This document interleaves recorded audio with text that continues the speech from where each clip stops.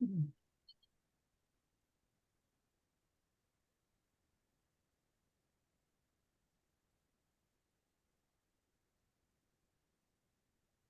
evening. My name is Gail Salvetti, and I'm a member of the Glastonbury Abbey Institute.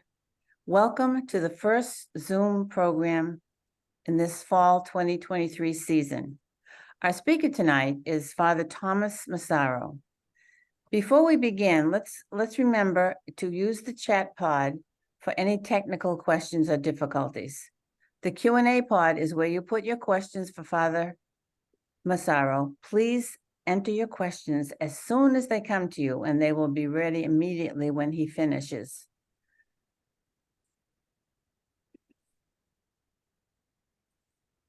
Finally, you may want to alter the size of your screen, the slides and the speaker, so that the slides, so that you can see the speaker better, more clearly. And that you do that by just clicking on that little line in between the two and dragging it to the left.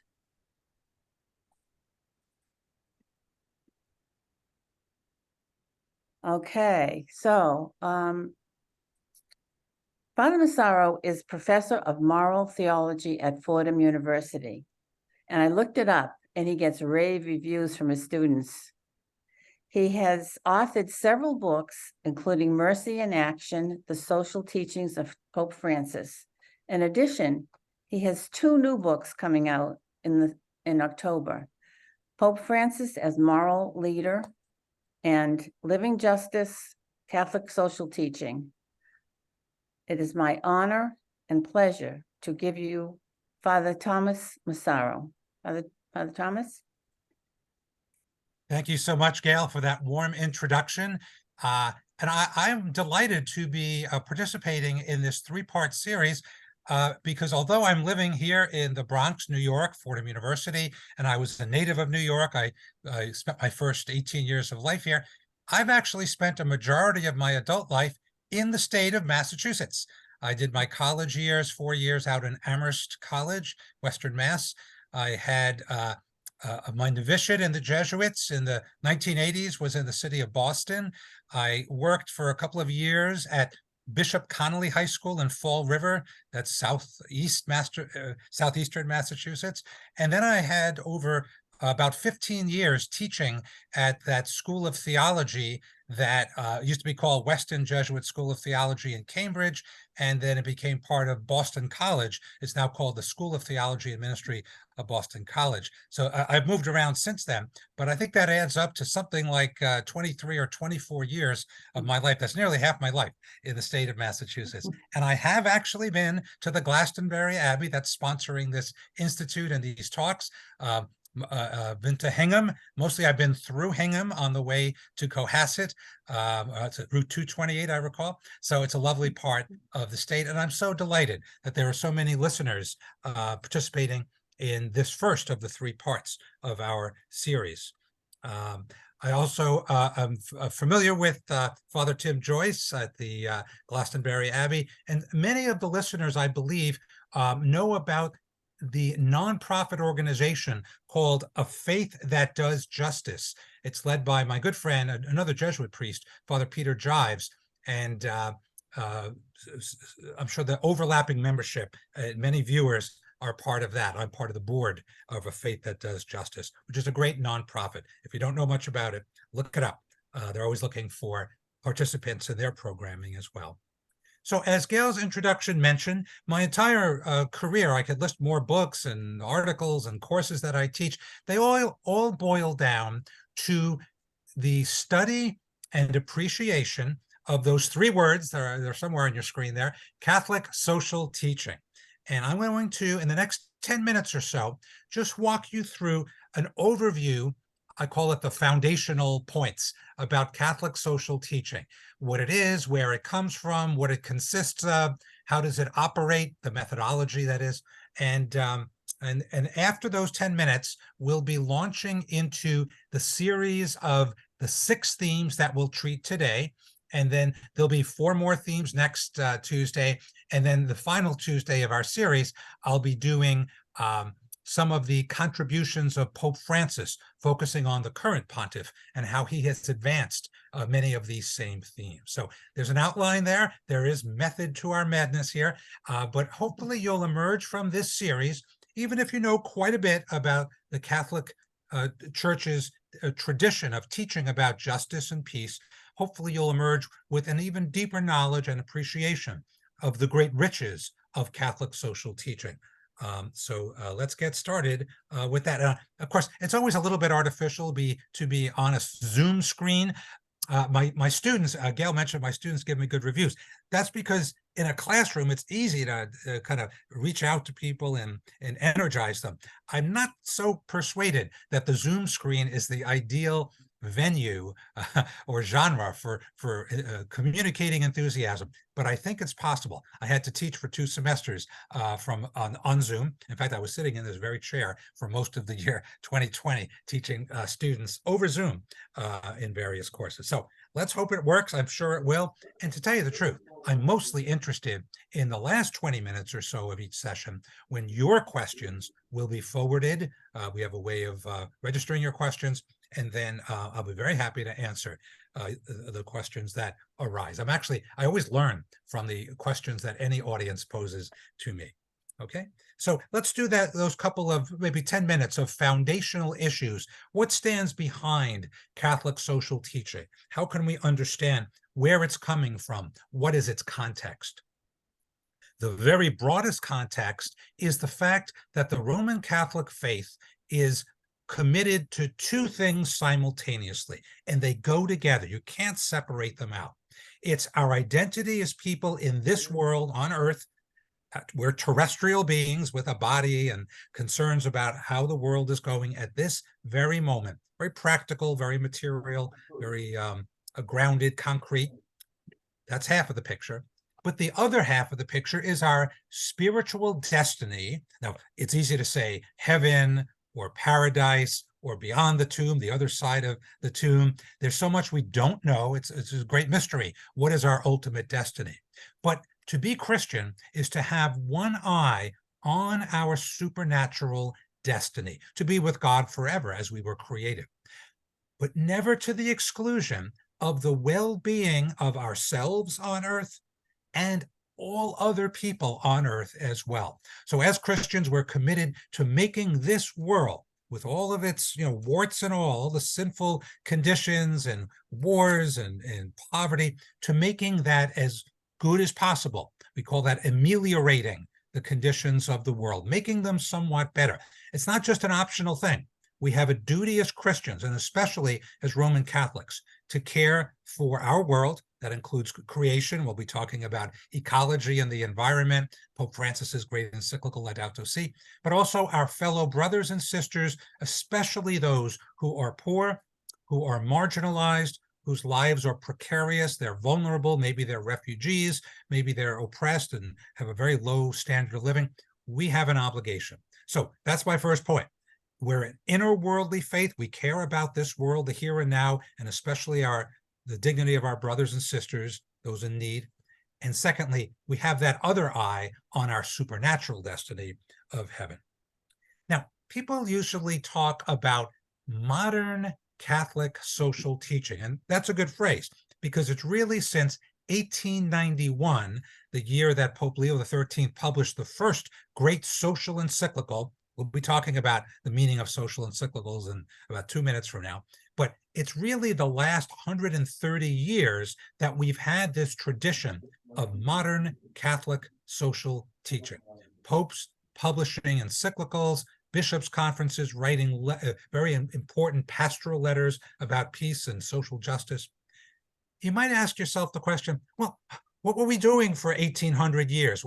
Why didn't the early church or the medieval church or the early modern church until 1891, why didn't they have some social concerns? Well, the answer is obvious. They did. They just didn't have the language or the means. An encyclical is a modern genre of literature. They didn't have those ways of expressing their concern for the poor, their concern for peace, their concern for good social order, and all the themes we're about to talk about over the next hour or so. So from the very beginning of the church, anybody listening to the words of Jesus in the four Gospels, Matthew, Mark, Luke, and John, could not help but notice of his concern for the poor, his closeness with the poor, his identification with anybody in need. Think of all the great parables, like the parable of the Good Samaritan, the parable of the Last Judgment. Whatever you do for the least of these, you do for me. And so many other selections of the Beatitudes. Blessed are the poor. So we knew that if we're followers of Jesus, we must care about justice, about poverty, and practice charity. For many centuries, until really the 1800s, charity seemed to be enough, appealing to people to do the right thing, appealing to people to, in their conscience, share their wealth with the poor. The economy wasn't that complicated. There weren't, large factories or mass production. It was local people, whether they lived on farms or the medieval fiefs, etc. It was neighbor to neighbor assistance. And then I think everyone knows the story of the Industrial Revolution, the 1700s, the first factories. And by the way, Massachusetts, if you're zooming in from Massachusetts, the leading state, I think, in the early Industrial Revolution on this side of the Atlantic. On the other side of the Atlantic, industrial powers like Germany and England and France and Italy started building factories and mass production. And suddenly there were people displaced from the land. No longer was farming the major productive enterprise. And so all of a sudden, we had a very complex economic system. We had we had a need for wealth to be distributed better. We had workers whose livelihood was very precarious. If they were working in a factory, they had long hours and low pay, really starvation wages before the age of labor unions, organized labor. There was a great need for somebody to champion the workers of Europe and North America, the industrialized parts of the world. One of those factors, one of those agents of help for the workers turned out to be the Roman Catholic Church. By the late 1800s, we had great bishops in Germany, thinking of Bishop von Ketteler in Mainz, Germany, or in England, Cardinal Henry Edward Manning. And even on this side of the Atlantic here, Cardinal Gibbons of Baltimore started siding with the workers and urging the church to take the side of the oppressed workers in factories, etc. So that was the beginning. We call that social Catholicism of the 19th century. That movement of the church to stop being apathetic, to really take sides and to stand up for social justice, to even the scales of power between the owners of big capital, of factories, and the employees who had really no power in the system. So that was the beginning of the era of modern Catholic social teaching. Our church got organized and it started standing up for the phrase social justice, which doesn't replace charity, neighbor to neighbor assistance, one to one, giving freely and voluntarily, but it complements charity, complements justice, social justice complements charity. We do things out of the kindness of our heart on a one-off basis, but we also want to change the world, restructure the world to make it a place that's fairer, more peaceful, with a better social order. And just a few more paragraphs of preliminary material, our foundational material. One thing to keep in mind is that the Catholic Church doesn't attempt to make a blueprint for the entire economy. No pope has ever said, I've got the perfect economic system and I'm going to impose it on you. All right. The church actually is quite modest. If you read through all the documents of Catholic social teaching, there's a certain modesty. The expertise of economists and the Secretary of Labor or heads of state, prime ministers, presidents, they obviously know more about the economy than any leader of the church. The leaders of the church have a division of labor and they take care of spiritual health, but they have their eye on material health as well, without aspiring to know everything about it. So John Paul II, our Pope at the end of the 20th century, said this wonderful sentence: the church does not seek to impose its teachings on the outside world.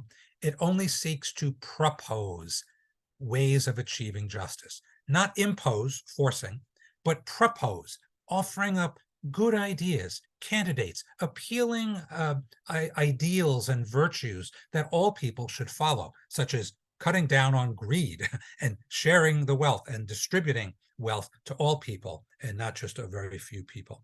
So that's a very important baseline. The church has, at least in our last century or so, has respected the boundaries of church and state, has not sought to overwhelm people outside the church. We live in a pluralistic society, the United States of America, amazing pluralism. The Catholic population, somewhere around 22 or 24%, could never impose its will on all the people. The idea is to cooperate in a social cooperation, and the Catholic social teaching message, to spread that message and to offer it as advice, as a set of principles that people can live up to if they're good people of good conscience. All right. And one way of summarizing that point is Catholic social teaching is not really an answer provider, doesn't have an answer to every question about the economy or about peace. It's not an answer giver. It's a value raiser. Very often there are questions. Are we doing enough for the poor? Are we protecting migrants and refugees? Are we doing everything we can to bring about peace? Wouldn't it be wonderful if countries cooperated more? That would bring about peace and reconciliation.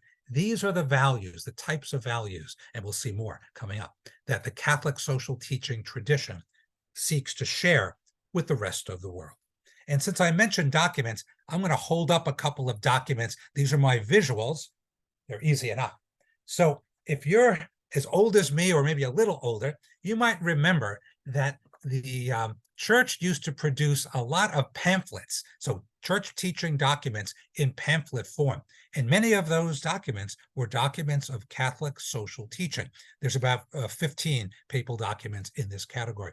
Here's one that was published by Pope John the 23rd way back in 1961. It's called Christianity and Social Progress. The Latin words are Mater et Magistra. So you might have a copy of this on your shelf if you go back as far as 1961. Here's another one. Again, it's a pamphlet form. It's printed in paper, not high tech, not online, not before the age of the web. This is Pope Paul VI's great social encyclical in 1968. It's in Latin, it's called Populorum Progressio. You see the Latin at the bottom line there, and in English, On the Development of Peoples. So there's another excellent one. John Paul II published 3 documents like this. Here's the one called On Human Work, Laborem Exercens in the original Latin. It dates from 1981. So you might have some of those. And by the way, more recently, there's a larger format, about twice the size. This is Pope Benedict's Caritas in Veritate, or Charity in Truth, from the year 2009. So that's just a couple of visuals of documents that you might have on your shelf if you are in the habit of buying things and of buying church documents. Now they're all posted on the Vatican website. Pope Francis has had 2 social encyclicals. I'll hold up my copy of Laudato Si on the environment. We're going to visit this again in sessions 2 and 3. Laudato Si in 2015. And do I have the other one? Here. And the most recent encyclical from Pope Francis from 2020, Fratelli Tutti, Brothers and Sisters All. And it's a really good encyclical, again, the year 2020. So you can read them. They're getting thicker over time. But those are some of the encyclicals. And by the way, you can find books where they're all bound together. Here's a copy of about 10 encyclicals bound together. They're almost 1,000 pages. I use this in my courses with graduate students especially. So it's Catholic social teaching, the documents all bound together. You've got to have a lot of time to read through all of them, but hopefully my students are supposed to anyway. And I finally, my last prop for a few moments anyway, is I was so delighted at the title of this series, which somebody else, some brilliant person chose. It wasn't me. The title of the series is Our Best Kept Secret, the Best Kept Secret of the Church, Catholic Social Teaching. I am holding up a book that was published way back around 1980 called Our Best Kept Secret. It was published by a Jesuit think tank in Washington called the Center of Concern. And I was an intern there in the middle 1980s, and I knew about this book. I probably stole this copy of the book. I was in charge of packaging these and mailing them out when somebody placed an order. Now, back then we had checks and mail orders and traveler's checks and things would come in, and I would be the guy that would pack up copies of Our Best Kept Secret, or OBKS for short. So it's amazing that the series is called Our Best Kept Secret. I support that completely. Okay, so I think we're getting close to breaking into our themes, but not quite yet. I want to make a few further points. Everything I've said so far about the documents, roughly 15 papal encyclicals on social justice, those social encyclicals, they're all published by popes, and then a few documents from the Second Vatican Council, synods of bishops, national conferences of bishops like the U.S. Conference of Catholic Bishops. But, you know, that's official Catholic social teaching. There's also a category that I really love, and it's unofficial Catholic social teaching. You don't have to be a pope or a bishop to write something good, or maybe even to give a video presentation about Catholic social teaching. Any Catholic, any layperson, male or female, young or old, it could be somebody like a newspaper writer might write an excellent article about Catholic social teaching or any aspect of justice. And that might be a perfect example of unofficial Catholic social teaching. One of my favorite writers is Dorothy Day, the founder of the Catholic Worker way back in 1933. And she lived until a ripe old age in the 1980s. And she is now, her path to canonization is possibly been opened up recently. So she wrote lots of things, books and articles, and I consider her a great writer of Catholic social, unofficial Catholic social teaching. So just keep that in mind as we work through these themes. And my last preliminary note is about what are the sources of Catholic social teaching. If a pope decides it's time to publish another encyclical on social justice, from what sources does he draw? So not just the Pope, but maybe his advisors who help him put it together. This long document usually takes a team of writers. They typically look at four things, and you're familiar with all four of these. I'll just have a sentence or two about each one. First, Scripture. They turn to the Bible, and especially the New Testament, the words of Jesus about social justice, about charity, about caring for neighbor. Maybe it's the parables. Maybe it's the prophets from the Old Testament calling for social justice against the establishment if it's become oppressive. So Scripture is a really deep source. A second source is tradition.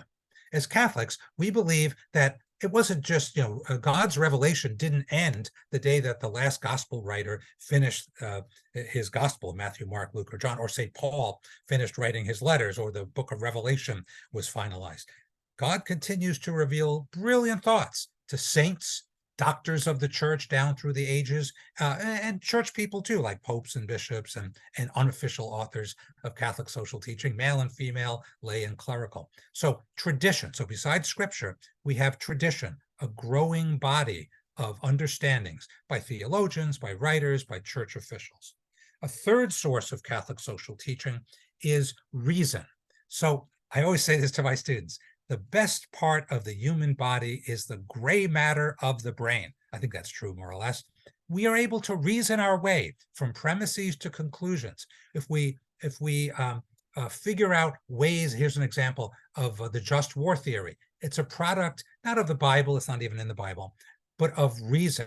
Over the years, great teachers like St. Augustine in the first millennium, St. Thomas Aquinas in the second millennium, and many other thinkers in the church and beyond, have put together rational ways of limiting warfare, of criteria to limit when people resort to war and when they are fighting a war, to respect civilians, to make sure it's a last resort, and all kinds of rules, constraints on war.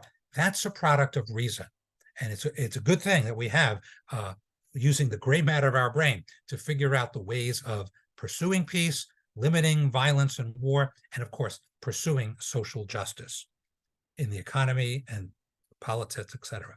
So we did Scripture, tradition, and reason. The fourth source of Catholic social teaching is experience. We're learning from experience. Sometimes we learn from I don't know, political scientists, economists, I don't know, psychologists. So social sciences, hard sciences like physics and biology and chemistry, but we also learn from like little experiments that we have. Your parish might start a program, and we call that pastoral planning. Let's try to meet the needs of people in need locally here. And after a year, we'll evaluate our program. Maybe it's a soup kitchen or a shelter or a clothing bank or something, and we'll see if it's working. And then we'll do more pastoral planning to make it better next year. That's called the circle of praxis, or the sometimes it's called the hermeneutical circle. I call it the see, judge, act spiral. It's like a spiral. You see, you observe the situation, you judge, you make some judgments. Oh, we need a program, or we should do something about this. That's a judgment. And then you act, you commit resources and actually get out of your comfortable cocoon to actually accomplish some things. See, judge, and act. And every turn of the circle, it's more like a spiral, gets better and better. You're climbing to more and more adequate programs. That's the idea of a spiral, getting better over time. That's those steps, see, judge, and act, really are the methodology of Catholic social teaching.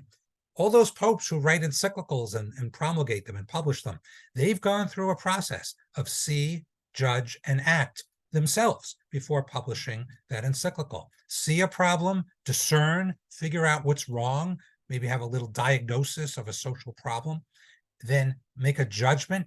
This is what the world needs. These principles need to be emphasized. Let's write an encyclical, let's act, and then put it into practice.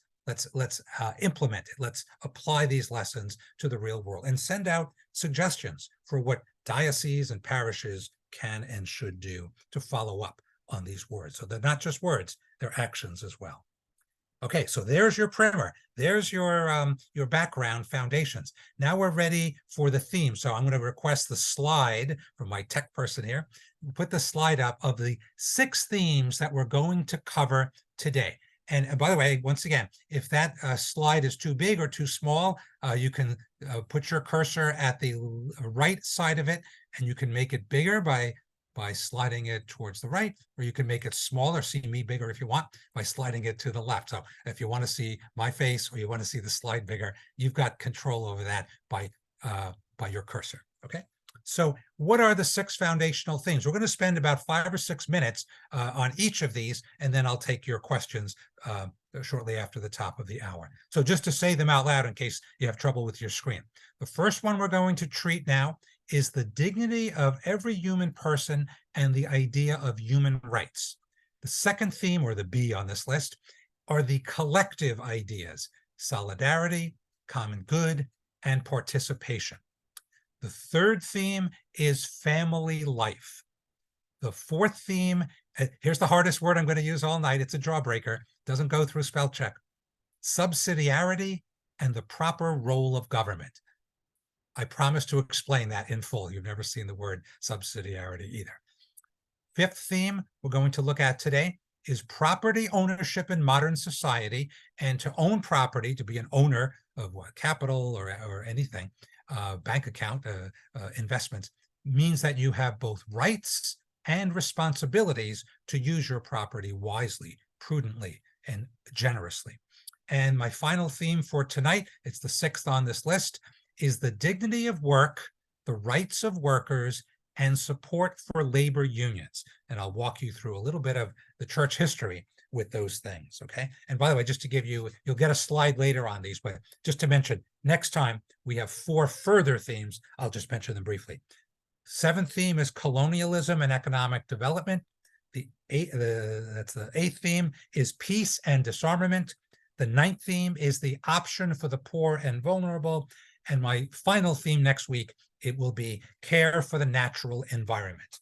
We'll talk about Pope Francis as well. Okay, so there's your 10 themes. And by the way, if you have studied Catholic social teaching in some other place, maybe you took a college course on it, or even a high school course on it, or you've gone to the bishop's website, it's United States Conference of Catholic Bishops.org, usccb.org. you will find a listing of themes that is slightly different than mine. I think one version they had 7 themes, another time they had 9 themes. In fact, in this book, there are 14 themes. Our Best Kept Secret has 14 themes from the Center of Concern 30 years ago. That doesn't mean that I'm cheating you out of any themes. Different authors combine them in various ways or pull them apart. So somewhere between 7 and 14 themes is roughly what most authors do. I've chosen these 10. I don't rebut other options. It's okay to combine them in different ways. Okay, so are you ready for the first theme? Let's talk for a while, 5 minutes or so, about human dignity. This is the foundation of Catholic social teaching. And just think of how easily we lift this theme from the Gospels. Jesus treated everyone he encountered with great dignity, even people who were outcasts, members of the Canaanites or the Phoenicians or the Syrians who surrounded Israel. He wouldn't treat anybody like an enemy. Everybody was dignified, worthy of, he even performed miracles to heal the daughter of Nahum and the daughter of a Syro-Phoenician woman. He did great miracles. And I have to, you try to think of why this member of the house of Israel, an Israelite, would care about people of other nations. I suspect Jesus was looking back very strongly to, of course, the Hebrew scriptures, the only scripture that there was when Jesus was first around, and its great regard for human dignity. Go back to the book of Genesis, where God created the first two, Adam and Eve, called them good, and wanted them to be fruitful and multiply. He created each person in the image and likeness of God. Okay, now that's metaphorical language. Doesn't mean that everybody, like if you don't have a beard, you could still be in the image and likeness of God. I grew the beard just so I'd be as close as possible. I'm just kidding. But all people, just whatever the diversity of what bodily forms, ethnicities, languages, faith traditions, there's no exception. Everybody has dignity. Then we get to some hard cases. What about when someone has committed a terrible crime, even murder? Should we kill that person, have capital punishment, the death penalty? And the Catholic Church has, at least in recent decades, we've developed our teaching away from the permissibility of capital punishment, although that was the case many decades ago, but in a definitive way since the age of John Paul II. We've said nothing you do can forfeit your human dignity and your right to life. Nobody is justified in taking a life. Now, you could say an innocent life, and that gets complicated, doesn't it?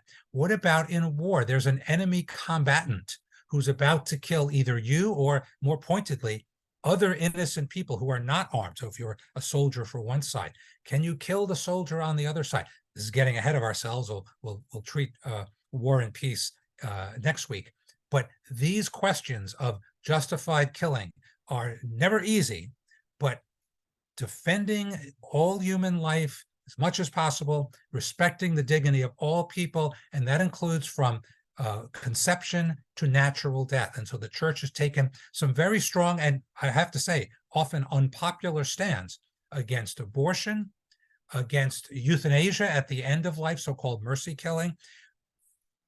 Our lives are in God's hands. God determined who we are and how we live our lives and how long our lives should be. So the church has stood up, again, unpopularly in some cases, for the universal concern and respect for all people, okay? And there's a rationale behind it, the imago Dei, the image of God that is in all people. Now, you might hear people who are not Christian or religious at all talk about human dignity. And in fact, you see that second word there under letter A, human rights. Human rights language is basically a secular, non-religious language for talking about the dignity, the worth of people. People possess rights, right to life and liberty and the pursuit of happiness. That's in our Declaration of Independence.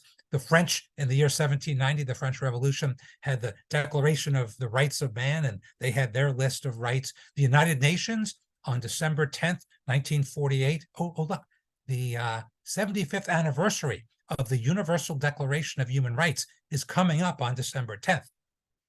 I may go down to the United Nations, it's only 10 miles from here, and join those celebrations for the 75th anniversary of that great human rights instrument, we call it. In any case, secular language of human rights is good, kind of a pioneer. And I feel that the Catholic Church's use of human rights, although more recent, we didn't really use that phrase until the 1960s.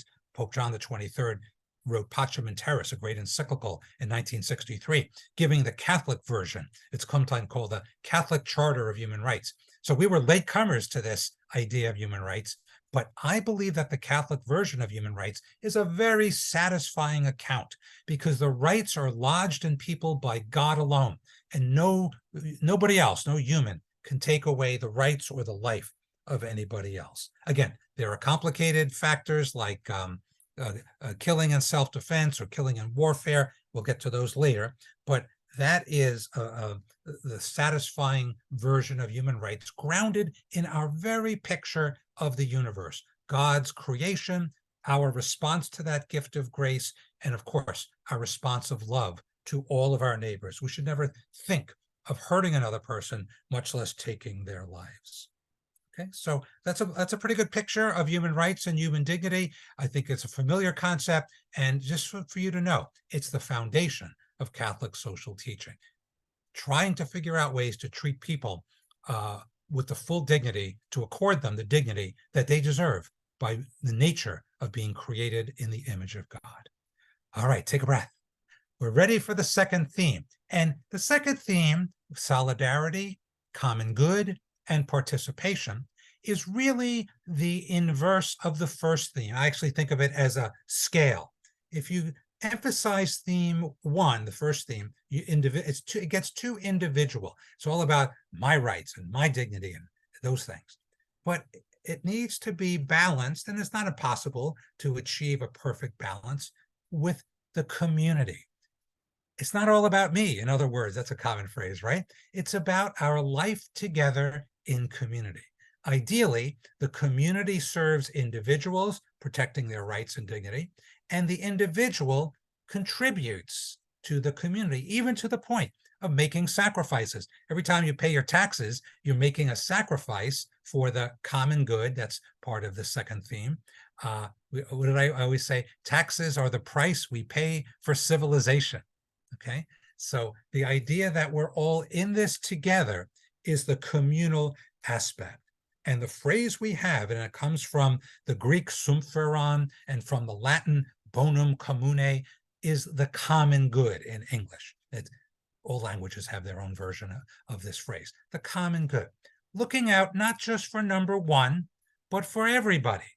Having a kind of a charitable perspective, an attitude of care, of solidarity, of recognizing how we're in this together. We have a stake in the well-being of everyone else, and nothing should take away from that. I'm going to give you a vivid example, though, of how this gets into a debate very quickly. And you have to do a thought experiment. Imagine with me for just a moment in your mind's eye, an elderly couple, say they're grandparents, and all their children are long grown, and maybe they have no grandchildren, but there's nobody in their entire family that's in school, a public or Catholic or private, etc. And when they receive their tax bill, you know, the real estate taxes, you have local taxes wherever you are, I'm sure, to pay for the school system, they open up the envelope and they grumble. The husband and the wife grumble together. Why do we have to pay this? It goes to the schools. We have no stake in the schools. Our kids are through school. I don't care. I hope the schools, I don't care what happens to the school. I hope that you can see how ridiculous that argument is, although I can understand it on one level. If they're short on money and everything, nobody likes to pay taxes more than they have to. But it's so easy to justify those kinds of taxes that people pay in order to support the common good. A healthy, well-funded school system is part of the conditions of the common good that we all benefit from, not just one person. We share those goods in common. And by the way, I can make a pretty good argument that even an elderly couple with no relatives in the school system, that they have a stake in a good school system, having an educated electorate, for example, smart people around them, leading to all kinds of things that they do benefit from, good public works, etc. So all of those elements of the common good, and I could go through a much longer list than just schools. Think of public parks. We all enjoy the parks together, or not at all, right? If there's no green space near you, everybody in the neighborhood suffers. Or here's a broader one: national defense. If our country didn't have some defense, we'd be at the mercy of, I don't know, dictators, Hitlers, Putins, and we would all suffer together. And so we pool our taxes, we send some of it to the Pentagon, maybe too much of it, you could argue either way, but civil defense, national defense is a common good. We all chip in and we all benefited from together. So common good, anything that's beyond my private good, is a common good. Not being selfish. And it's kind of the answer to the question that God asked Cain after he slayed Abel, or Cain responded to God. Well, God said to him, "Where is your brother Abel?" Cain had just killed him. "Am I my brother's keeper?" Cain said. Well, what's the proper answer to that question? The answer is yes. We are the keepers, the guardians of our brothers and sisters universally, and not just in our country. We have obligations to all people because of that word there right after the letter B on the slide, solidarity. It's a key word of Catholic social teaching. And to tell you the truth, it was really what Pope Francis was getting at in his encyclical Fratelli Tutti. The Italian words there mean we are all siblings, brothers and sisters, all, without exception. And as you know, Pope Francis, we'll get to this in session 3, 2 weeks from now, cares greatly, especially greatly, for refugees because they have the least. So those are what I've done in the last 5 minutes in talking about the second theme, solidarity and common good, is to smuggle in some social theory, whether you knew it or not. It's not just biblical stuff. It's not just Roman Catholic theology. It's really an entire underlying theory of society, of our common destiny. We came from the same source. God gave us gifts in common. We'll get to that when we get to property in a few moments. And we have to act responsibly and care for all people, safeguard their well-being, share with them, and sometimes make sacrifices for the well-being of all. Get beyond our selfish calculus and care about other people. The final word there under theme 2, or letter B, is participation. And I just want to emphasize that everybody has a right, every member of the social community, whether a national community or a local community, to participate in the political system, that could include voting, and in the economic system in various ways, whether you're a worker or a manager or an employer or an owner of capital, of factories, of firms. You have a right to participate. And all too often, workers get sidelined. People with the least resources don't have a say in how a company is run, or people in our political system are disenfranchised, are not allowed to vote, or their vote doesn't count for as much. We have voter suppression, etc. So participation in the economy and in the political life, those are key parts that go with the common good and solidarity. Good. I think we're doing very well. We got about 4 more themes to go, about 5 minutes on each of those themes, and we'll be right on target.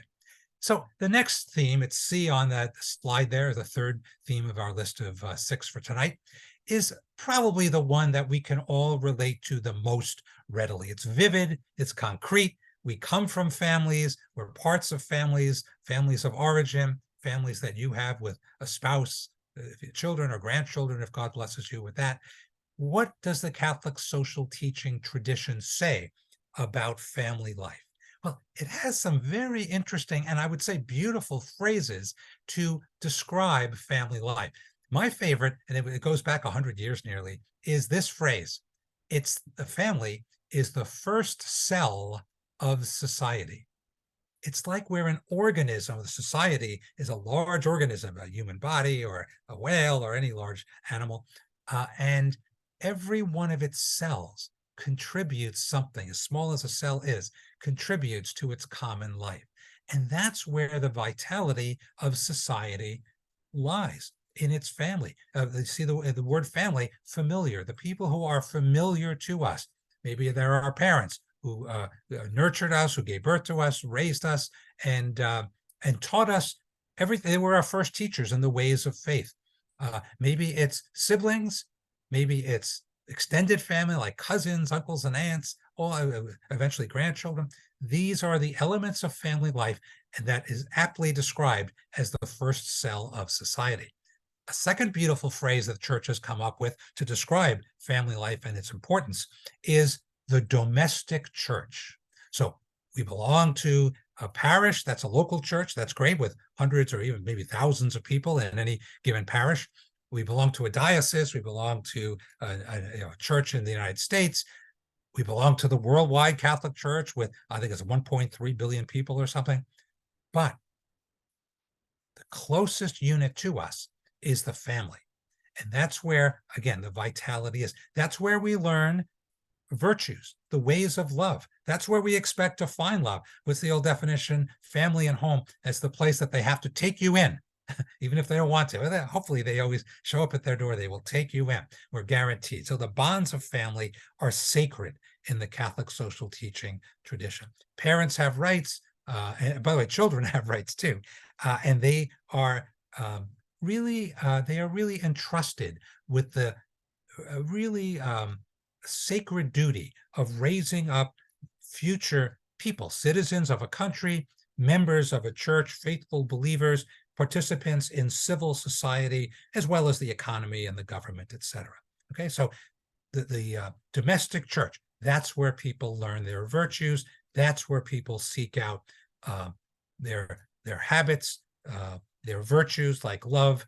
And I believe that we all have an obligation to contribute to the well-being of families. We all have an obligation to keep an eye out for whether families have what they need to thrive. Do they have the resources? Maybe our government should do more to enact what we call family-friendly policies.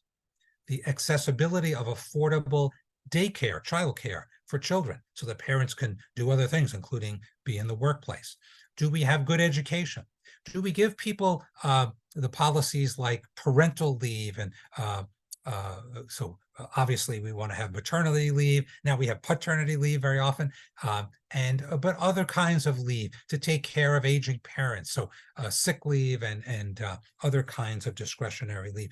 These are the conditions that will make family life healthier, more feasible, and more readily, so that we can all readily execute our responsibilities. So later in our series, we will talk about Pope Francis's 2 synods on the family, 2014 and 15. And at the end of those 2 synods, he wrote up the results of these hundreds of bishops and others who gathered, talked about the health of family life, challenges to family life. And his long letter, it's one of the longest documents in church history, is called On Love in the Family, Amoris Laetitia. So we'll get to that a couple of weeks from now. Okay, so I could talk forever about families, and I'm sure you could too, but that is part of Catholic social teaching, safeguarding the well-being of families and making sure they have the conditions like family-friendly public policies of governments to do what they can do. And hopefully your parish and your diocese, wherever you are, Catholic nonprofits, the Catholic hospital system, everything, including graveyards, by the way, there's something that families benefit from, at least in the very long term. Catholic Church has always looked for ways to help people at every phase of life, early in life education, later in life healthcare, and as I said, even dignified cemeteries. Okay, so now we're ready for the 4th of our 6 themes. This is the jawbreaker. This is the one that doesn't go through spell check. It's the word subsidiarity. The word subsidiarity did not exist until the year 1931, when Pope Pius XI put it in, I think it was paragraph 90 of his encyclical, one of his encyclicals, which one was it? Quadragesimo Anno, the 40th year of Catholic social teaching. So in 1931, Pope Pius XI wanted to write about the order of society. By the way, it was shortly after the stock market crash of 1929. It was 18 months later.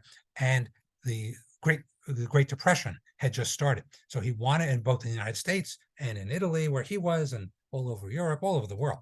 And he wanted to put the Catholic Church on record as being in favor of prosperity, and let's watch out for the workers who are getting trampled, and care for people, and use government to alleviate the burdens of poverty on people, start programs, have policies like a minimum wage that was promoted in that letter as well. So in paragraph 90 of Quadragesimo Anno, Pope Pius XI put this word in there. It was originally in Latin, and the root word is subsidium, which means assistance.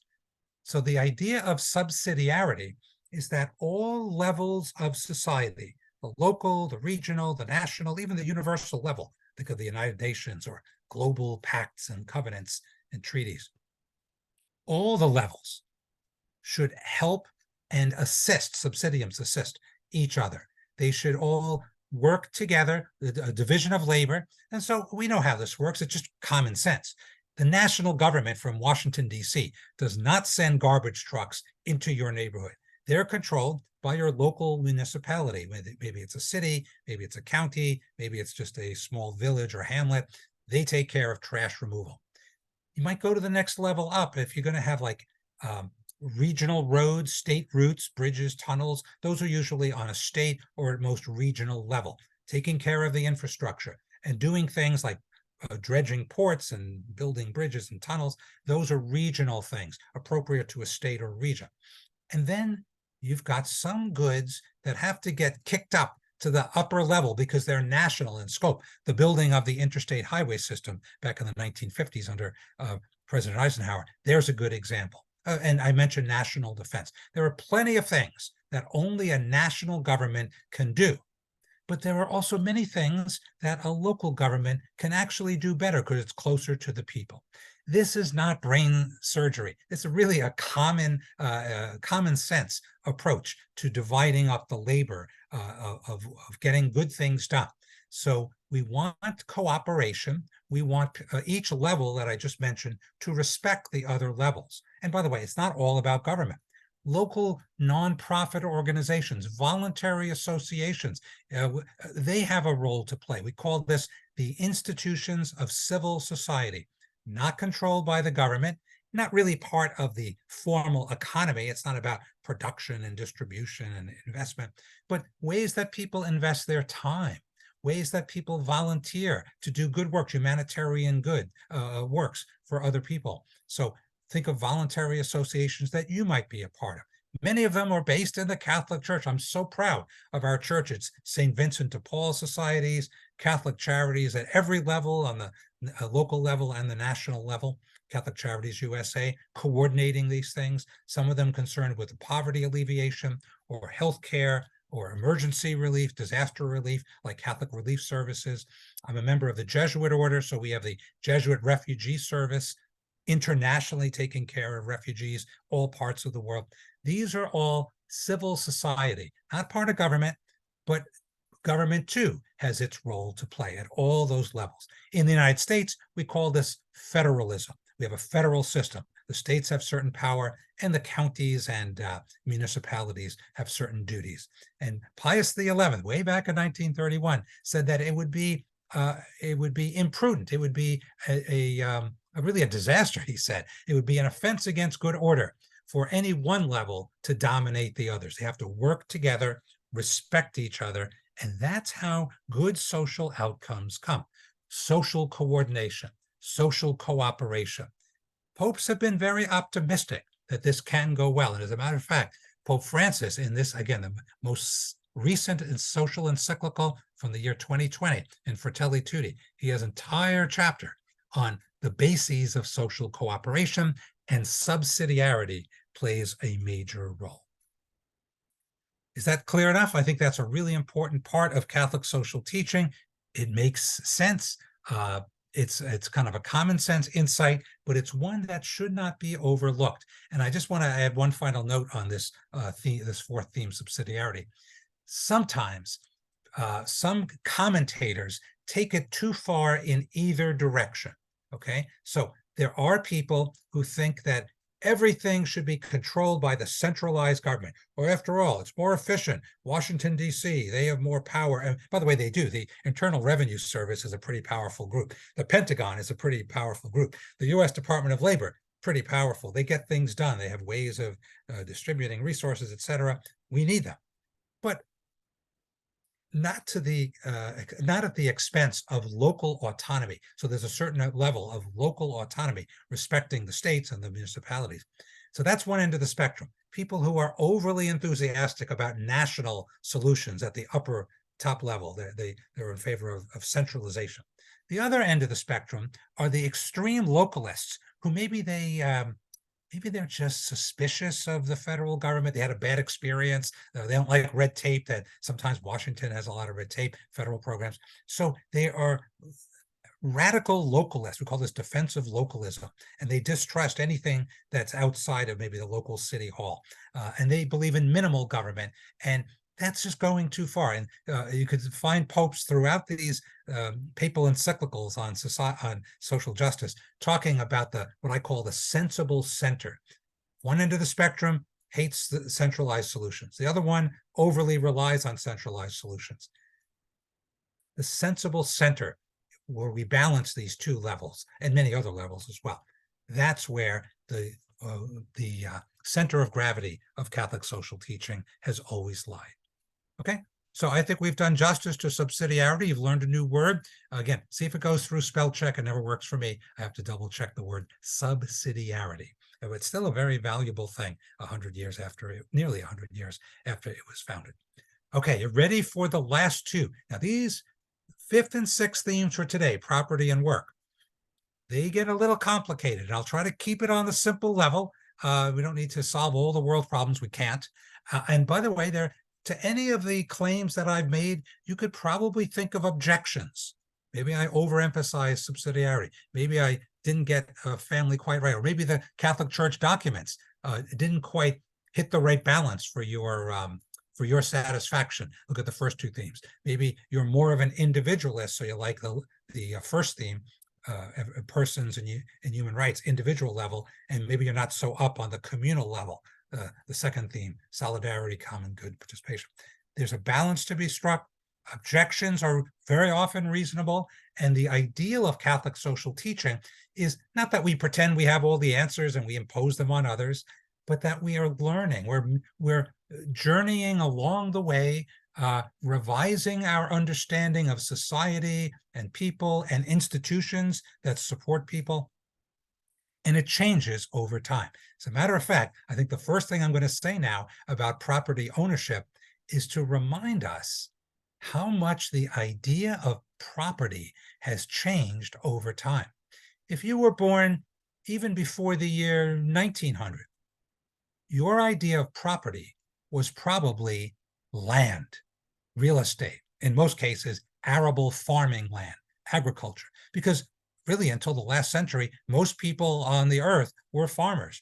And most of what anybody owned, the productive assets, were land, were good crops, arable land where crops could be raised. So that was the model of property way back. And as a matter of fact, if you go far back enough in history, money, monetary units, currency, were actually quite rare. Many people, the Romans had coins, the Greeks had coins, but that was, most of trade was barter. Oh, I'll give you 3 chickens if you give me a sheaf of wheat, or whatever the bargaining was. Most people rarely touched coins or any kind of currency until recent centuries. So property started as land, then it became other tangible assets. We started getting some technology, artisans, industrialization, the late medieval ages. We started forging metals in large amounts, having factories that could mass produce goods on assembly lines. So property became capital, investment, the ability to invest in somebody's factory or industry or company. And we had joint stock companies, et cetera. We had stocks on Wall Street and other places where stocks were traded. So then it became money and either tangible assets or intangible assets. Think of what is the major property these days. I'll bet that there's more value in technology, we call this intellectual property, ownership of computer programs, coding, or just today, I think it was the Apple company announced Apple, what's it called? iPhone 15, I'll never get one, or all these high-tech things. That's where the money is these days. That's where the understanding of the property, that's the center of gravity these days. So just as Catholic social teaching is always evolving, changing, getting more adequate to the times, updating itself, so does the notion of property ownership. And ownership is really a bundle of rights. I own something, I can control the use of it. But of course, there are exceptions. The right to property is not absolute. Every pope from Leo the 13th, 130 years ago, to the present, emphasized that the right to property, although important, is part of Catholic social teaching. It's our belief that the natural law means that we can own property. It's good for people to do that. It brings order in society, so nobody shirks their duties if all property was common. But it's not absolute. The right to private property is relative, not absolute. If you run a bakery and you have a monopoly on all the bread in a town, and the other people in that town are starving, they may be able to make the case, those hungry, starving people, that they have a right to seize some of your bread because you're hoarding it. More frequently, think of the global South, where only a few people seem to own all the arable land. A cause for land reform for the peasants or the campesinos, and to use another word, have rebelled over time, hopefully not violently, but have pressed their charge for land reform to more widely distribute the land. Because after all, God gave us the earth in common, and it was meant to support the livelihood of all people. This is a phrase that's always in the documents of Catholic social teaching. The phrase is the universal destination of material goods, the universal destination of creation. God gave us the land. God gave us all kinds of resources, fish in the ocean to eat, arable land to till, forests, ores to mine and to make metal. All of those things are gifts to God, to humankind in common, and we have a responsibility to share it. So I hope I've given you, we're about halfway through theme 5 now, I hope I've given you a balanced picture of the rights of property, which are important. If you work hard and you get some money or you get some land and you buy something, your personal effects, that belongs to you. But at the same time, if you do accumulate great wealth, then you have a responsibility to use that wealth for the well-being of other people, especially if you're monopolizing the wealth in such a way that you cut off other people from the means of satisfying their basic needs. John Paul II put it so well. I think it was in 1981 when he said in the encyclical, I had it right here, in the encyclical Laborem Exercens, that all private property exists under a social mortgage. There's John Paul II, and there's the encyclical where he said that, Laborem Exercens on human work. Private property exists under a social mortgage. If you've ever had a mortgage, you know that that house that's still under a mortgage doesn't just belong to you. It's not free and clear. You still have to keep paying your mortgage payments to the bank, and until you clear that, it's the house is in a sense co-owned.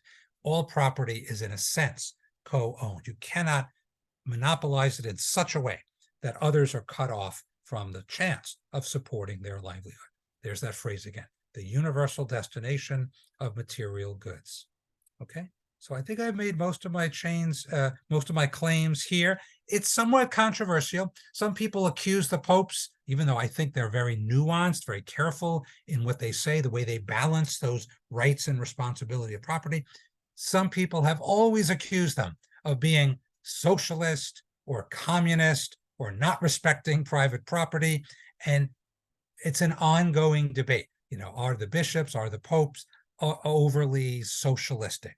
Well, I would say this. They are appealing with the principles like universal destination of material goods, of all created goods.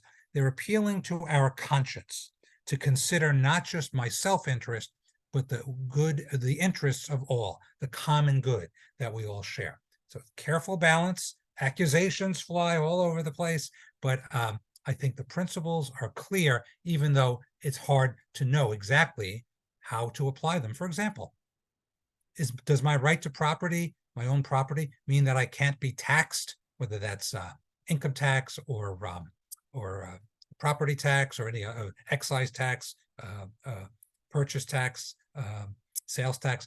Well, obviously not. That's the way governments raise money and support the common good. The level of taxation, there's another question. And again, members of the Catholic Church, as church leaders, don't pretend to have all the technical details to dictate to any government exactly what the tax rate should be. But they do stand for the principle that those who own the most, those who earn the most, have a duty to pay a higher share. And we call that progressive taxation.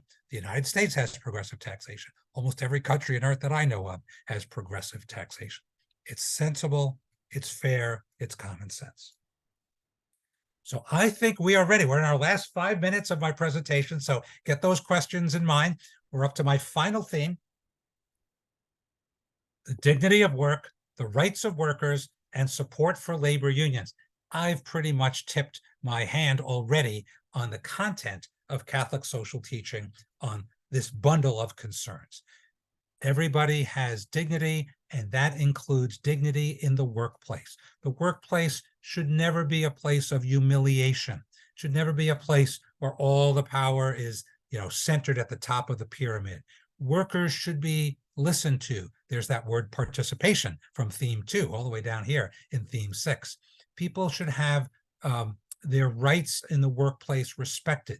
They should be treated with dignity. And by the way, that includes working conditions like safety. We have the Occupational Safety and Health Administration, OSHA. It's a federal department, but every state has their own local OSHA offices too, to make sure that the workplace is not dangerous.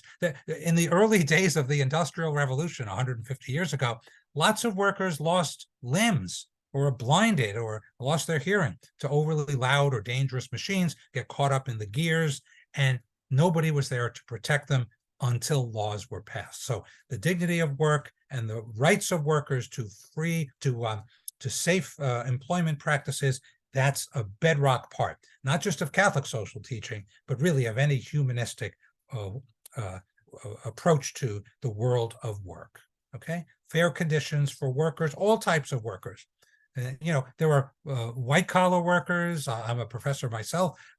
There are blue-collar workers, people who don't work with paper in offices, but maybe they work on a factory, or they work in service jobs, or in the hospitality industry, or restaurants. These are service work, and it's extremely important. During the pandemic, I think we got a new appreciation for the really core service workers whose service, they put themselves on the line. Think of nurses in hospitals. Every day they tempted fate by being around people with COVID. Those were the essential workers. And by the way, as a professor, I didn't consider myself an essential worker, but I did use this very Zoom screen to teach for a couple of semesters from here, wanting not to spread the disease myself. So, okay, what else do we want to say about, the final piece of the worker picture? Actually, there's 2 more pieces. One is support for labor unions. Many people are surprised at how strongly every pope since Pope Leo in 1891 has gone on record as supporting labor unions. Labor unions are a human right. It's the right to free association, to coordinate with your fellow workers so you're not competing with them in the job contract, the chase for better wages, not to compete with them, but to have collective bargaining, to bargain together. It gives you more power to balance the scales of power between employers and employees. Otherwise, the bosses have all the power. They could set the wage contract, and workers are totally out of, really have no bargaining power at all. Pope Francis reiterated this in a speech he gave to a group of Italian workers a couple of years ago, and he said it brilliantly. Without unions, the workplace will not be a place of justice. Very clear message of support for unions. Unions are not perfect. Unions have discriminated against probably women, probably ethnic minorities in the past. They've been sources of corruption. People resent paying their union dues. There's all kinds of arguments against unions, but the positives greatly outweigh them, according to Catholic social teaching. It's a guarantee. It's a method of guaranteeing justice. And I think my last piece about work, human labor, is we don't have an answer to this, but wouldn't it be wonderful, the question is, wouldn't it be great if we developed a full-throated spirituality of labor, a spiritual understanding of the meaning of human work, how work is good for us, not just a drudgery or toil or humiliation, how work allows us to express ourselves almost artistically. Not every job is an artistic, creative job, but many of them are. And workers in all walks of life find ways to visualize their contribution to the larger community. John Paul II had a couple of paragraphs about a spirituality of labor in his 1981 encyclical on human labor, Laborem Exercens. He never really developed it. I would love to see some theologian, maybe I'll have to do it, work out a spiritual understanding of labor and its place in our lives. And we have little seeds of that. But I believe that we can look back at Jesus himself, the carpenter from Nazareth, he was called, right? Somebody who had some skills. He learned them from his father Joseph, who was called a teknon, a fashioner. Could be woodworker, could be any kind of artisan. But Joseph was worked with his hands, and Jesus probably followed in his footsteps before his public ministerial life at the end of his life, the last 3 years or so. So creativity, spirituality, finding meaning in our work, those are kind of an unfinished agenda of this part of Catholic social teaching. All right, so that is the end of my formal presentation. I would like to tell the organizers that I kept my promise to end at exactly 8:10 Eastern Time, and I hope that everybody could follow all of that. I got a little hoarse there, but I think we're in good shape. And now we are ready to take the questions, and we also have some slides coming up too. But for now, the important thing, I'm not the only person to remind you of this. Tell us a little bit more, Bonnie, about the questions. Well, we have quite a few, Father. We have 11. And so we should get started. But first of all, thank you. That was a fascinating presentation. Lots to think about, lots to digest. And I look forward to next 2 weeks as well. Let's start off with Joan. And she says, I'm trying to track down a late 19th century encyclical that said that all of our wealth that we do not need belongs to our sisters and brothers in justice, not just charity. That is rerum novarum. So I said that in 1891, Pope Leo XIII, he was a very learned pope, by the way. His brother was a Jesuit priest who helped him write some of that stuff, by the way. So Pope Leo XIII, his original name was Gioacchino Pecci. He was from northern Italy. So rerum novarum, you want me to spell it? R-E-R-U-M, and then N-O-V-A-R-U-M. Those two Latin words mean literally of new things. The first two Latin words of the document give the title. And so the first sentence was, oh, wait, I can read it. Wait a minute. Why do I have to try to memorize it and tax my brain? This is the book I teach from for Rerum Novarum. Here's the first sentence, and I'm going to give you the English translation, but you'll be able to tell that it's about new things. Okay. First page. Why can't I find the first page? Here it is. Okay. Here's what Leo XIII wrote in Rerum Novarum, first line. It is not surprising that the spirit of revolutionary change, there's Rerum Novarum, which has long been predominant in the nations of the world, should have passed beyond politics and made its influence felt in the cognate field of practical economy.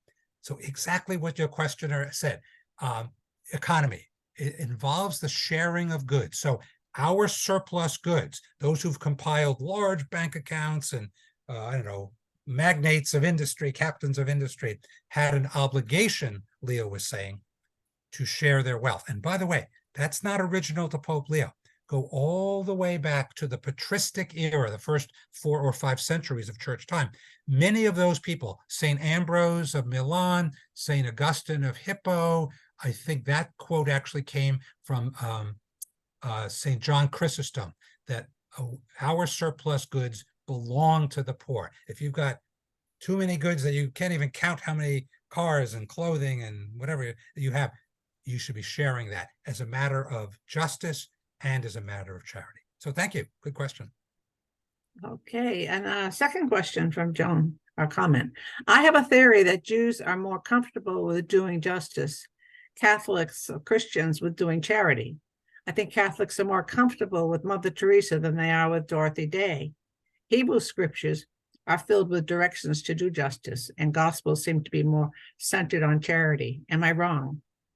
It's a good question. I'm a both and guy. So in the Catholic tradition, you heard me say justice and charity serve each other. They go together.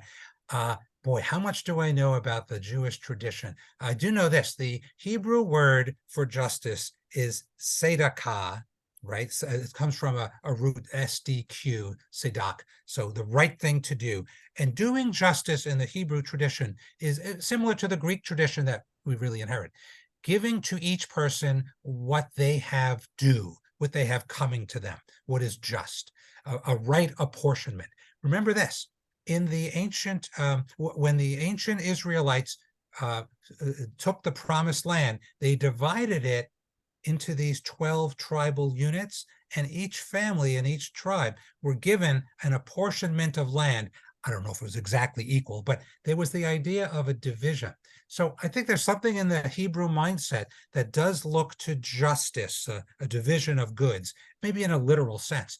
Whereas maybe it's fair to say that we Christians, pick up on the words of the gospel in which the word charity appears much more often. So I'm going to be both and. I think both Jews have both justice and charity, Christians have both justice and charity, and maybe you can make that generalization that the Christian approach tends to emphasize the charity more. That's a fair conclusion.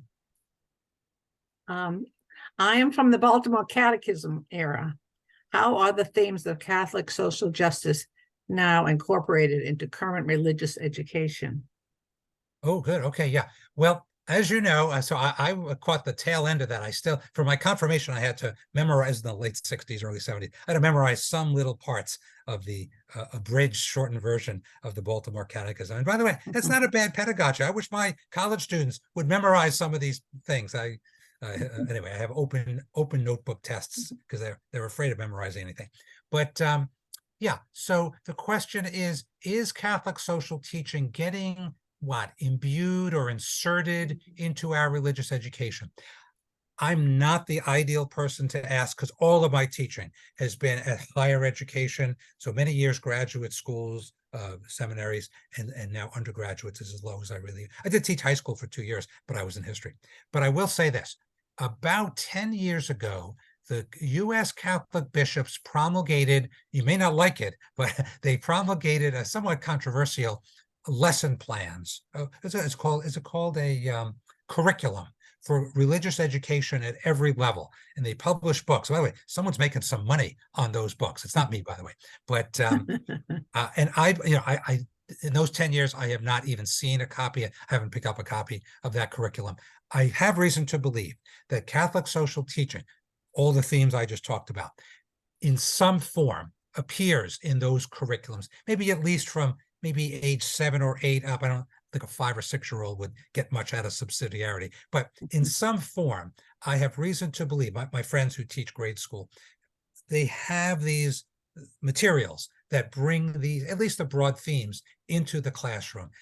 So you put a notice in my head to actually break down and look at some of those materials. But I'm confident that our youngsters are getting at least some of this at an age-appropriate vocabulary. Okay. How would you respond to criticism from the right that Catholic social teaching is socialist or communist in its roots? I've heard about that a long time, and I'm going to tell a little 30-second story. The time when the accusation came out the strongest was in 1986, when the U.S. bishops published this document. By the way, it's more than a document. It's almost a book length. It's almost 200 pages. It was called Economic Justice for All, Catholic social teaching and the United States economy. So it was a pastoral letter on the economy. And the bishops spent 3 years, 84, 85, and 86, writing this letter. They actually released preliminary drafts 3 times before the final version. Again, it's how long is my version? It's close to 200 pages before it came out. And as soon as it came out, actually, even before it's a final release, a lot of voices on the right. I remember some of the names. I think they're all deceased now. William Simon, who had been Secretary of Treasury, Catholic layman, and Michael Novak. He died about a year or 2 ago. He was the head of the one of the think tanks, kind of right wing, very conservative. They're almost libertarians. They want no exceptions to private property. So the bishops defended what they said, and they stood up for the communal rights of the community, and they were able to talk about taxation. They said the same thing I said about taxation. I was just borrowing from them about justifying progressive taxation. And rights to property are not absolute. So the questioner is absolutely right. There are voices. I find them somewhat shrill sometimes and not really grounded in kind of what I consider to be gospel beliefs. So that sensible center, I never take for granted that the two ends of the spectrum are going to fight it out sometime, whether socialism is one end of the spectrum, sure. The other end is that libertarianism that's all individualistic. I think Catholic social teaching is a sensible median position that's a both and. Yes, you have a right to private property, but no, it's not absolute. I'm never surprised, though, when bishops and their statements, they just put out a Labor Day statement that was criticized for going too far in support of labor unions. I'm never surprised when those criticisms come up. Okay, Marlene writes, I thought subsidiarity is giving the smallest level of participation the right to govern and control what they have the capacity to take care of. Yes, that's a rephrasing of it, but I would be careful not to phrase it in such a way that there's no or a minimal role for the higher levels of government. We need a federal government. In fact, I would make an argument that in some ways we would benefit from something like a global government, not that it should control it, but the United Nations is never going to be that, but somebody to coordinate the peacemaking and peacekeeping activities. The international sphere is utterly Hobbesian. It's just like a war of all against all. It's like nature red in tooth and claw. But anyway, at the higher levels, there is a real contribution to be made by a federal government. You don't want it to smother the local efforts. Abraham Lincoln, by the way, said brilliant things along these lines. Let me try to remember one of them. This is a paraphrase of Lincoln in about 1862. We should have we should have no government we don't need, but we should have all the government that we do need. So Lincoln was standing up for the principle that there are things that nobody else can coordinate except a national government. Again, you don't have to go too far and be a statist, socialist, communist, centralized, command control economy. But if your definition of subsidiarity rules out the benefit of upper level coordination, then you'll be missing something very important. Okay. You still ready to go on? We have more. No, I'll go. I like the name so far. Marlene is my favorite one so far, but keep going. How about anonymous? That's fine. Do you think there might be some inhumanity in the church's insistence on respecting human dignity at all costs when it comes to necessary abortion to save a woman's life, or dignity, or compassionate end of life suicide measures for those who are suffering? Yeah, I feel the force of that question. Obviously, it's a very nuanced picture. I have this approach, which is about the proper division of labor on these things. I want my Catholic Church. I rejoice when I hear the Catholic Church making those firm statements about the dignity of life, again, from the moment of conception to the end of life. I think it's the church's teaching role to be the voice in society. It might be the only voice in society that stands quite so firmly on that bedrock principle.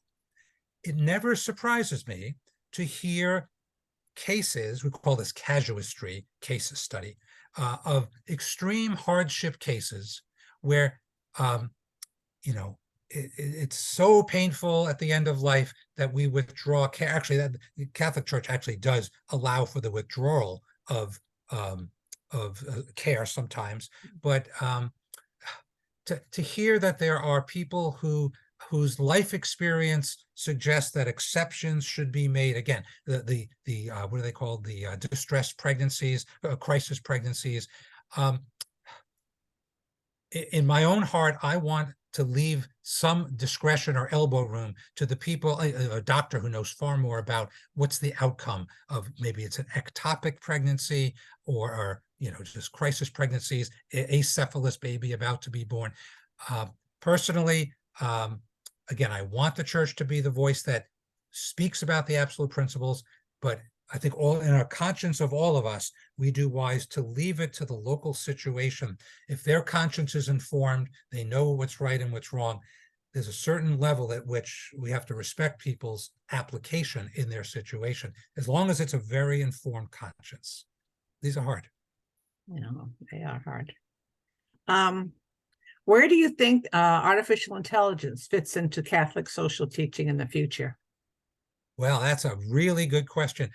By the way, what did I spend my last week of August doing? Just before my classes started, roughly Labor Day, I wrote a policy about students, should they be able to use ChatGPT, this artificial intelligence, a large language generative. I even created an account on OpenAI. I have my password over here next to my computer so that I can see what my students are doing. And so if I give them a question, I want to see how that ChatGPT answers the question. Then I'm going to catch them in plagiarism.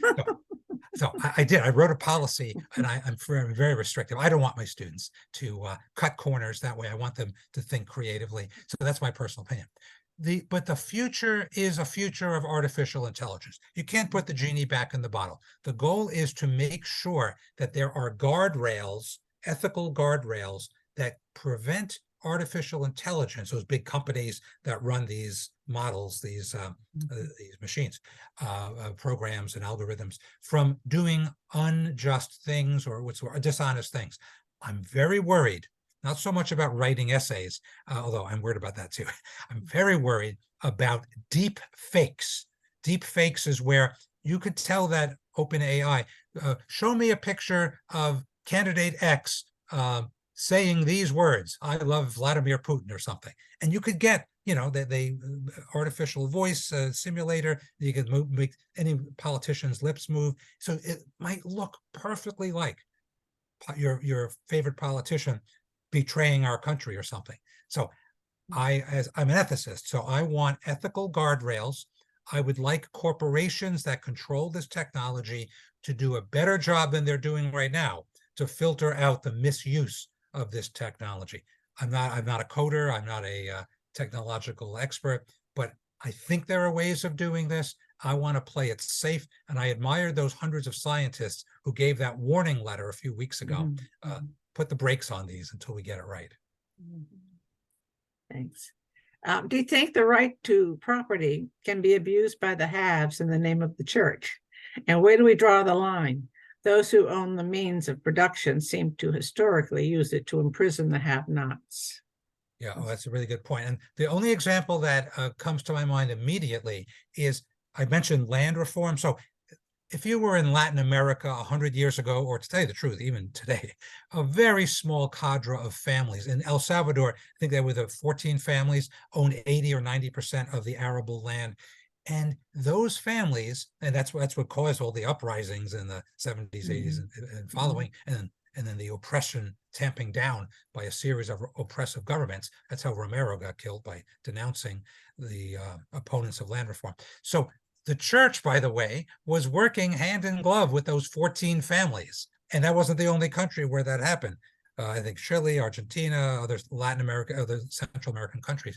So there is a bad history of church complicity, Roman Catholic Church establishment, powerful bishops and cardinals, working hand in glove with not the needy people, but the overly rich people who monopolized all the wealth. So that's the history. I really can't translate that to the contemporary economy. It's such a fluid and complex economy. But remember what Pope Francis said, his first homily as Pope. How I yearn for a church of the poor. And then later he said, I want a church that is poor and is for the poor. That should be our priority. The ninth theme, when I get to the end of next week, theme number 9 is option for the poor and vulnerable. That's where the church belongs. Okay, this next question or comment is similar. We learned that the Catholic Church owns significant amounts of land throughout the world. In the age of the climate crisis, do you think it is using it generously to help people like refugees? Could it be helping more with the housing crisis too? Why does it not? Good. I like that question. Short answer is yes. A couple of caveats, though, of course. Don't forget that the universal church is kind of a fiction. Some people think that Pope Francis, or whoever the Pope is, like, or maybe the Curia, right? People in Rome, control all of this territory around the world. False. The Vatican actually has a very modest budget. I think the city of Racine, Wisconsin has a larger, very modest sized city in the Midwest, has a larger municipal budget than the Vatican, the worldwide church has centered in the Vatican. The Pope really is a very small budget. I think it's under $1 billion. So sure, there's a lot of land, but it's owned by either religious orders. And by the way, I'm a Jesuit. We've lost a lot of our assets in recent decades. At one point, we did have a lot of assets, or diocese or archdiocese. So if you're in the Archdiocese of Boston, you could probably point to churches that have closed. I know that Cardinal O'Malley, I got to know Cardinal O'Malley just a little bit when we overlapped in Boston for about 10 years. I really admire him, but he had to close all those parishes, and a lot of them are still standing vacant. There was a famous one in Scituate, right? He tried to close this church. Was Scituate the right town? Yeah. So anyway, famous cases. But sure, I would love to see the buildings of the church that are not being used, instead of falling into disrepair, to be used to house refugees. Some of this has happened. And by the way, Pope Francis, in 2014, he challenged every diocese and even parish in Europe, because that's where the crisis was, the word refugee crisis, to house at least one refugee family. And you know what? It worked. So many parishes, even in Northern Europe, gave their spare space. Maybe it was a closed convent. It was a remarkable, it shows the hospitality. In fact, even when he visited the Greek island of Lesbos, there's a huge refugee camp there called Moira. He took 12 refugees waiting relocation, or what do they call that, repatriation. He took them on his own plane. He had cleared it first with the Italian authorities to Rome to help their resettlement. So small gestures, whether it's a parish, a diocese, can get things done. I share your questioner's desire that resources be put to good use. Definitely.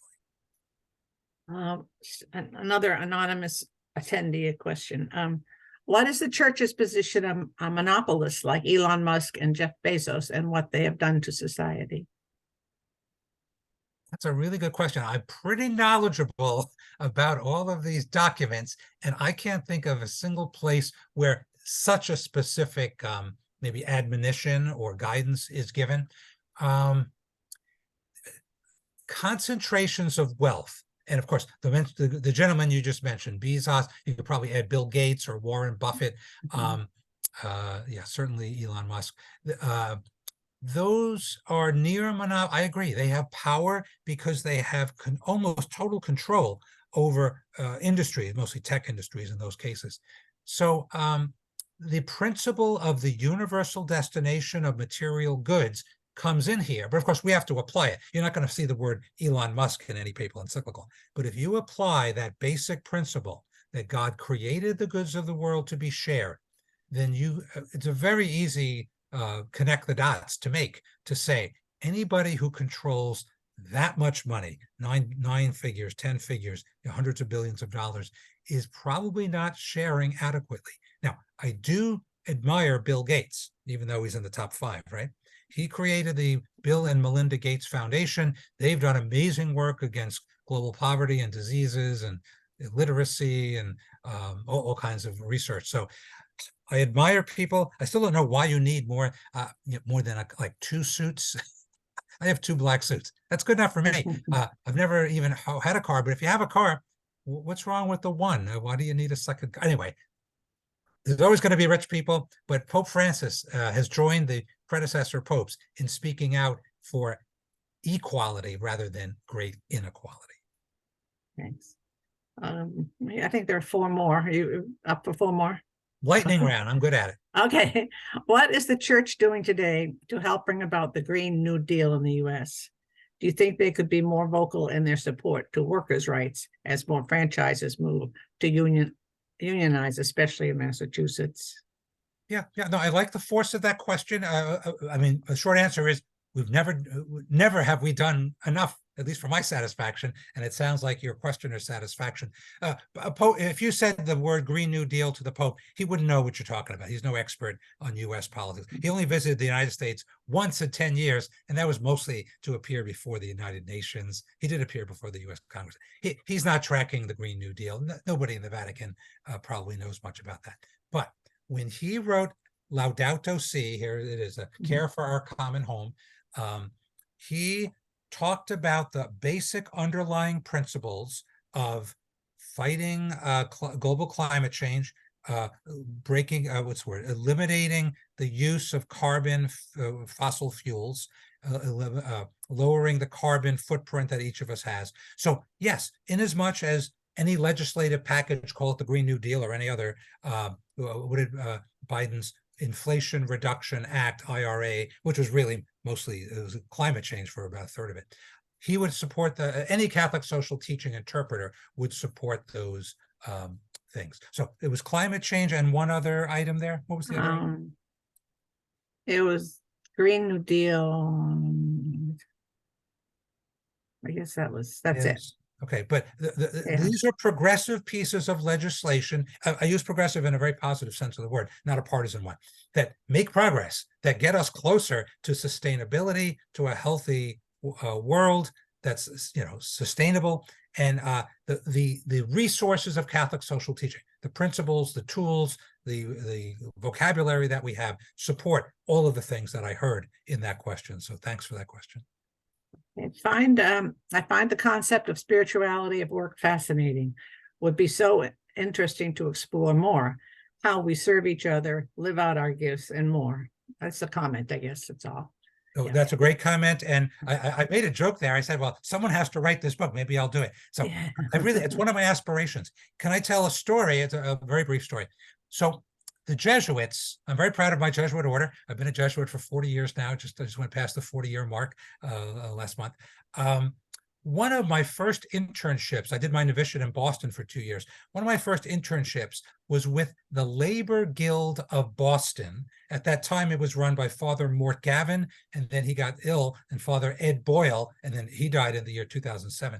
So those two men were sadly the last of a line of Jesuits who ran these local, the word labor guild is a great word, these little institutes that worked with labor union leaders. So I was the intern in the office, so I got to accompany Father Boyle and Father Gavin to meetings of labor leaders. We actually did some arbitration. Actually, we did vote count. I didn't do any arbitration myself around a bargaining table with labor and management. But there's an annual Cushing-Gavin Awards dinner named for Father Gavin and Cardinal Cushing. So this was a great, and it's still going. I think they relocated from the south end of Boston to Braintree, and then I think they're in Weymouth now, wherever those, maybe it's Braintree now. Anyway, it's still a going office. There used to be 50 organizations like that with a night school for how to run a labor union and be a shop steward and give public speaking for blue collar workers. It was great. It was a great operation. It's still going in Boston, but the other 49 around the country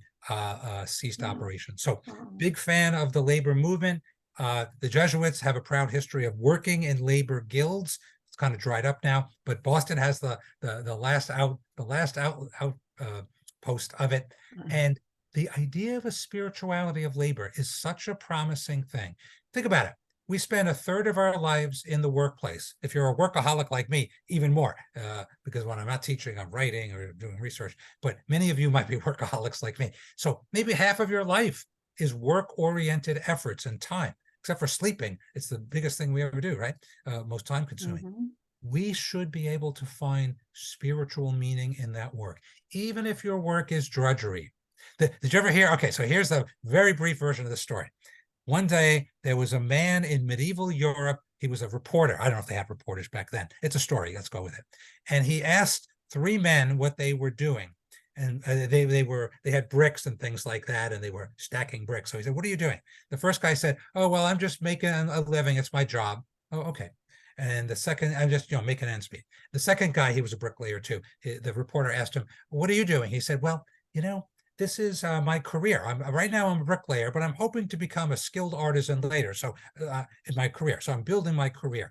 And the third guy he asked was doing the same ostensible thing, laying bricks. The reporter asked him, "What are you doing?" He goes, "Oh, I overheard you say that one guy is doing his job, one guy's building his career. I'm pursuing my vocation. I'm building a cathedral. And I believe that it's God's will that this beautiful soaring cathedral go up, and I'm making my contribution."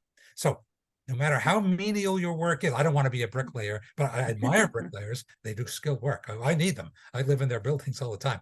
I'm in a brick building right now. But you can have a basic level of understanding your job as necessary evil toil. You could have a more elevated one, but it's still maybe self-centered a little bit, personal achievement, or it can be in the context of God, of spirituality, of our attempt to contribute to God's kingdom. Good story. Several thank yous along the way. And here's our last question or comment. I am old and live in elderly subsidized housing. We as residents have rights and responsibilities to make our home the best for us. We are guaranteed this by HUD. Population here will not get behind the legally formed tenant association to make things better for all. The residence was sold by the Catholic Church to management company, which appears to have profit over people. Where is the justice? I've heard stories like that before. And again, I don't know the details, so I can't really weigh in any detailed way. But anytime, so many institutions, great institutions, were started by religious groups, not just Catholics, by the way. The nursing profession grew out of church involvement, Protestant and Catholic. Clara Barton, right, was Protestant. Many of the hospitals in this country, clinics, especially in poorer areas, started by Roman Catholic sisters, other church agencies. Did I mention graveyards, cemeteries before? Social service agencies. I just recently read an article called "The Social," what's it called again? Social work. The church, godmother of the social work profession. So wherever people were dealing with poverty, very often religious people, whether Catholic or Protestant or others, Jewish foundations, Lutheran Federation, all of these groups started many institutions. And it always pains me to see like a hospital losing its Catholic identity, selling out to a for-profit hospital chain, or, it's a profit corporation, right? And it's the same across the board, schools, etc. So housing, I hadn't actually thought about housing. So many housing developments were church affiliated previous generations, and now they're not. So I'm not surprised that there are abuses like your questioner voices. I don't have any detailed answers to this, but I would love to see the mission of the church, which is a social mission, to stand up for the poor, subsidize if you have to, whatever it takes to keep people in decent, respectable housing. And it's so sad when everything becomes for profit and people get taken advantage of, especially in their old age. So maybe there's a circle of hell for corporations that take advantage of people in their moments of weakness. Maybe. That's the end. Thank you very much. Okay, now we have a very organized next step before we close. This is where I hawk my own books. So go ahead. So thank you, Father Massaro, for such a wonderful, informative and thoughtful look at social justice teaching of the Catholic Church. For our audience, please, we already did that, I'm sorry. I think we have the next slide that has to be Yes. advanced. So Father Massaro's presentations are a series of 3, and therefore continue on the next 2 Tuesdays, September 19th and September 26th. And so since you've registered for tonight's session, you do not need to register for the next 2 sessions. You will automatically receive a Zoom link for September 19th and September 26th. In October, we begin 2 of our well-known and popular series. Commonweal Conversations on October 2nd, and I believe Help My Unbelief on October 16th. Please check the website and sign up. Now, Father Massaro, would you like to say something about your books? Yeah, so just go back, whoever's controlling the slides, right, that's the slide. So in a shameless self-promotion, and by the way, I don't personally get any proceeds from these books. The royalties go directly to the Jesuit superiors who do really good charitable works with them. I actually happen to know that. So the book Mercy in Action came out in 2018. It's the social teaching of Pope Francis. Here's a hardcover of it. It looks like this. That's available. You can buy that on Amazon or from the publisher, Roman and Littlefield. And that is I'm going to cover much of that material in our 3rd session, September 26th. The other 2 books that are up there with those nice covers. Living Justice is a book that I have that the 4th edition is coming out in October. Here's, by the way, the 3rd edition looks like this. But if you could wait till October, you could go on Amazon or the same publisher, Roman Littlefield. You could already look up the. I think you're being given the URL to pre-order a copy. The 4th edition coming out with some new material with those beautiful candles contains a lot of the material that I talked out of. And the final book there, Pope Francis as Moral Leader, is coming out also in October. I've never had 2 books come out in the same month. I'm calling them my twins, but the 2 of them on your screen there are coming out October of 2023. And the 3rd one is from Paulist Press. It's run by the Paulist Fathers. And it's also, I think it's available for pre-order on paulistbooks.com or .org. So you'll get a lot of the material from those 2 new books if you keep attending next Tuesday, the 19th, and the following Tuesday, the 26th. Same URL link, same Zoom link. So thank you for giving me time to hawk my wares. My superior will be happy, and my publishers will be even happier. Well, we just want to thank you very much, Father Massaro. You're leaving us with lots to think about, and we look forward to your presentation next week. And thank you to our audience for your support and interest. Good night, stay well, and we hope to see you again soon. Go Glastonbury Abbey.